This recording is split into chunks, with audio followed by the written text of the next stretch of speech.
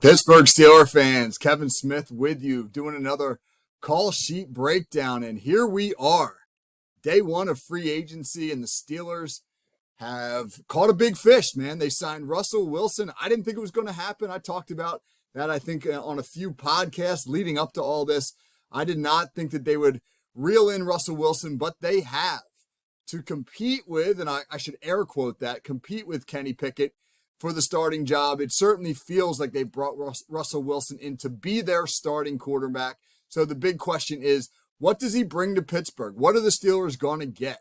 You got good Russ and you got bad Russ, right? Is he going to be the guy who had 26 touchdowns against just 8 interceptions and a 98 quarterback rating in 2023? The guy who tied for the league lead in fourth quarter comebacks? A guy who's coming here on a really affordable salary, signing for the veteran minimum, and is a potential great scheme fit in Arthur Smith's offense? Or are you getting bad Russ, the guy who took 44 sacks in 15 starts last year, who couldn't really throw into the middle of the field, and so 62% of his passes were 5 yards or less down the field, and a guy who could be part of a quarterback controversy, and given some of what he brings, like his celebrity wife and a large personality, could he be a culture fit?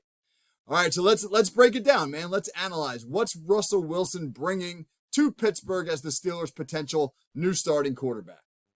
All right, in terms of the positives, one thing that Russell Wilson does really well is he throws a very good deep ball, and he does so especially off of play action, as you'll see in these first couple of clips. Last year in Denver, Russell Wilson threw 11 touchdowns against just 1 interception off of play action. Good play fake here, sets his feet. Man, he's got a clean pocket. He still throws a beautiful deep ball. Russell Wilson's been a good deep ball thrower for a long time in the NFL.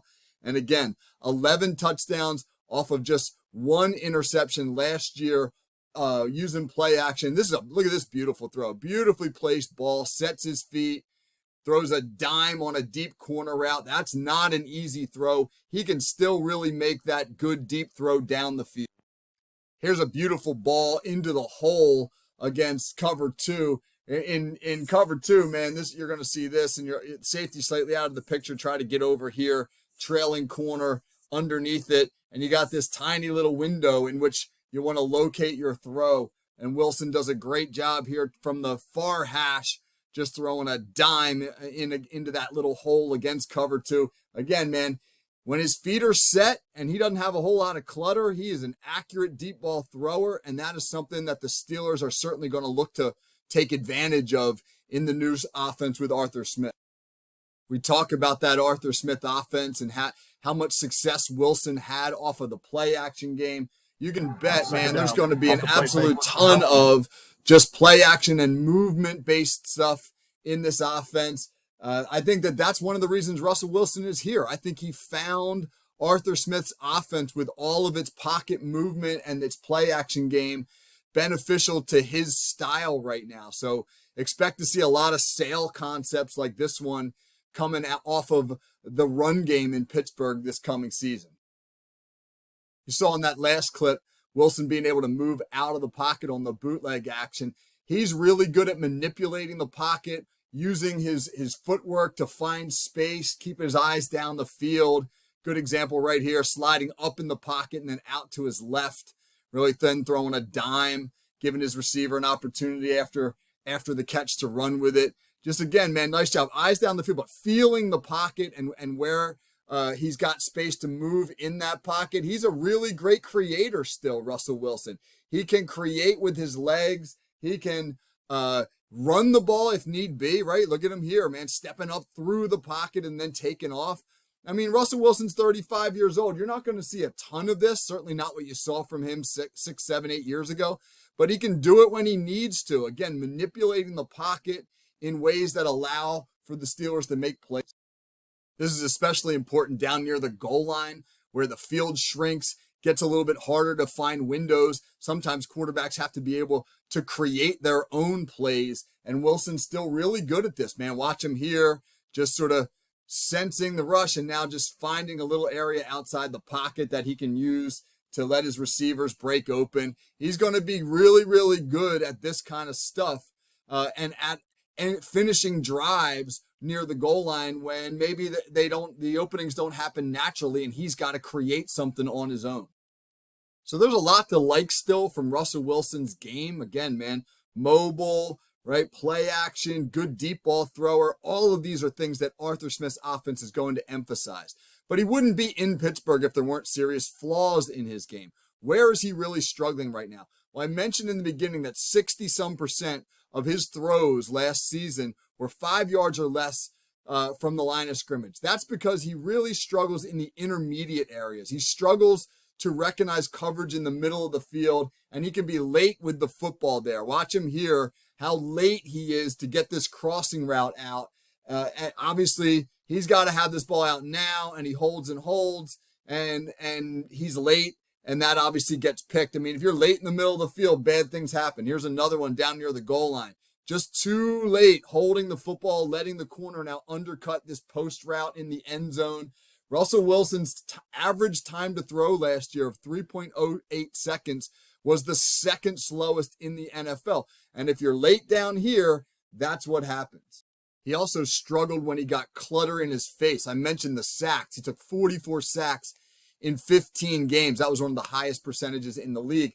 When you make him uncomfortable, he is prone to mistakes. This is a terrible interception right here where he just kind of tosses one up for grabs because he's got clutter in his face rather than bail. Man, he needs to throw this football away. Obviously chooses not to do so. I mean, here's another one, same deal. The Chiefs now press up into his face, and he's not able to step into his throw. He's got to kind of arm one into deep coverage. Poor decision. So pressure in his face can cause him to either hold the ball and eat sacks or make bad decisions with the football like this that lead to turnovers. Speaking of those sacks, here's a couple plays back to back. This is in the game that led to Wilson getting benched his last game as the starter there. And his line got so exasperated with him. This ended up in a sideline meltdown where backup quarterback Brett Rippon got into an altercation with one of Denver's offensive linemen. You'll see Wilson kind of run into a sack here. Doesn't hang in the pocket long enough. Look at 66. Watch the body language of the offensive lineman in both these clips as Wilson gets sacked in each one of them. They're just kind of exasperated. 73 here, sort of throwing his hands up again, man. Watch 66 here at the end of the play. He's going to be extremely frustrated, obviously, with what's happening here. You can see him in the beginning of a little bit of a meltdown here, throws his hands down. Something similar is going to happen on the next play. His lineman got frustrated with Wilson moving around in ways that made the protection unsound, right? I mean, sometimes sacks are not on the offensive lineman. They expect the quarterback to be in a certain place in the pocket, and they're protecting as a result of that. And when he's not there and runs himself into sacks, it makes them look bad. So 44 sacks taken by Wilson. Not all of those were on the offensive line. So what are we going to get, Steelers fans? Are we going to get good Russ, right? The guy that can still throw a great deep ball, that's great off of play action and should be a great fit for Arthur Smith's offense. The guy who, by all accounts, is a good leader and a guy that his teammates have wanted to play for in the past. Are we going to get bad Russ, man? The Russell Wilson who can't throw the ball in the middle of the field, who takes too many sacks, who maybe with his a little bit of a celebrity lifestyle doesn't fit Pittsburgh. The hope, obviously, is we get the former and not the latter, and that it all works out. Russell Wilson at his best is a guy who can lead the Steelers on a good playoff run. Russell Wilson at his worst could be a disaster that creates controversy and quarterback problems and sets this franchise back. So the Steelers are taking a big gamble here, and hopefully it pays off. All right, it's Kevin Smith with a call sheet breakdown on what Russell Wilson brings to Pittsburgh. Take care, Steelers fans.